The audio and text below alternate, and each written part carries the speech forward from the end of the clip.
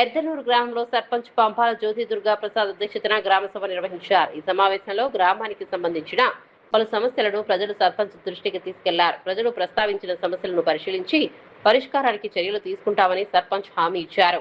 గ్రామ అభివృద్ధికి అవసరమైన అంశాలపై ప్రజలతో చర్చించారు. ఈ సమావేశానికి వ్యవసాయ శాఖ అధికారులు ఏవో ఆసియా బగే, ఏఈ సునీల్ పాల్గొన్నారు. ఈ సందర్భంగా రైతులకు పలు సూచనలు చేశారు. ప్రకృతి వ్యవసాయం వైపు రైతులు దృష్టి సారించాలని, తక్కువ పెట్టుబడితో అధిక దిగుబడులు వచ్చే పంటలకు ప్రాధాన్యం ఇవ్వాలని సూచించారు.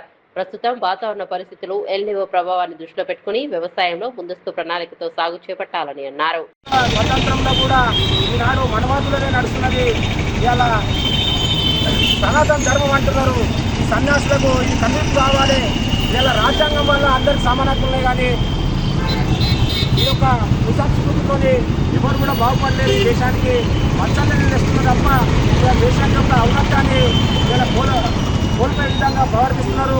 కాబట్టి ఈ మనవాదుల ఖబర్దాన్ని చెప్తూ అంబేద్కర్ వాదులుగా ఈ దేశాన్ని ఏ విధంగా ముందుకు తీసుకుంటుందో మాకు తెలుసు.